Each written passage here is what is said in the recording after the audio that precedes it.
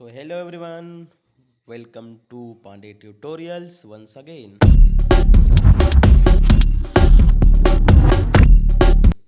चलो अब practical number कौन सा है? 4 ट्रिग्नोमेट्रिक फंक्शंस 2।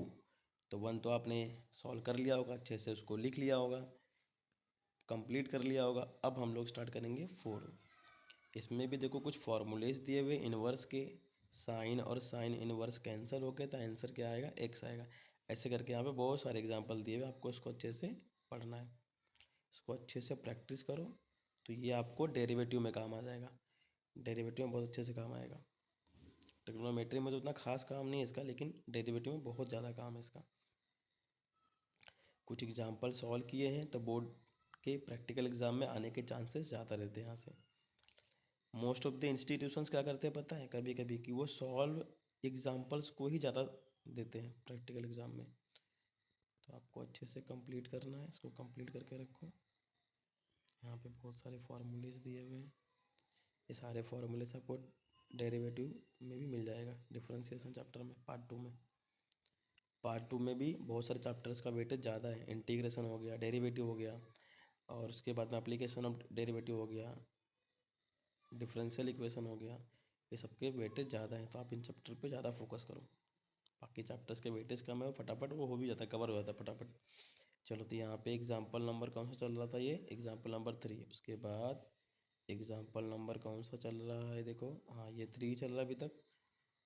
ओके, अच्छे से लिखा हुआ है यहाँ पे। फिर एग्जाम्पल नंबर 4 आ गया। ये भी बहुत ईजी क्वेश्चन है। डिनोमिनेटर और न्यूमरेटर में कॉस थीटा से डिवाइड कर दो, आपको tan मिल जाएगा। फिर tan का यहाँ पे फॉर्मूले का इस्तेमाल किया, tan a प्लस बी का, तो आराम से यहाँ पे आपको आंसर मिल जाएगा। उसके बाद में यहाँ पे इन्वर्स का इस्तेमाल किया, तो इन्वर्स का इस्तेमाल करके उससे कंडीशंस को भी आप लोग वेरीफाई कर सकते हो। तो ये रहा LHS और RHS। फिर एग्जाम्पल नंबर 5 दिया हुआ है। एग्जाम्पल नंबर 5 में क्या दिया है? ये भी ईजी है, थोड़ा सा लेंदी है लेकिन है बहुत ईजी। लेंदी है लेकिन है बहुत ईजी, इसके ऊपर अच्छे से फोकस करो। फिर एग्जाम्पल नंबर 6 आ गया। एग्जाम्पल नंबर 6 में क्या दिया हुआ है? देखो यहाँ भी सॉल्व कर दिया। मोस्ट ऑफ द इंस्टीट्यूशन क्या करते हैं, जो ज़्यादा लेंदी होता है वो नहीं देते हैं, क्योंकि उनको भी पता है कि बच्चे को 1 घंटे में कंप्लीट करना होता है। तो 1 घंटे में कैसे कंप्लीट करेगा बच्चा, तो उसके ऊपर भी वो ज़्यादा ध्यान देते हैं।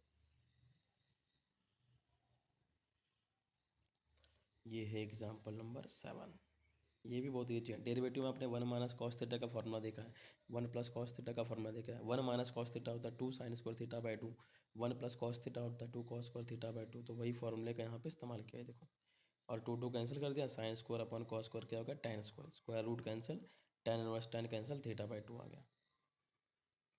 आगे आपको यहाँ पे सॉल्व करके दिया हुआ, देखो LHS और RHS। चलो आगे बढ़ते हैं। तो ये हो गया ख़त्म। तो यहाँ पे आपका प्रैक्टिकल क्या होता है? ख़त्म होता है। काइंडली अच्छे से प्रैक्टिस करो, उसको बुक में लिखते टाइम प्रैक्टिस भी करते रहो, ताकि प्रैक्टिकल बोर्ड एग्जाम के लिए इजी रहेगा आपके लिए भी। सो हो गया प्रैक्टिकल ख़त्म। चलो प्रैक्टिकल ख़त्म हुआ। So thank you so much for watching my video. मिलते हैं नेक्स्ट वीडियो में, तब तक के लिए thank you so much, bye bye.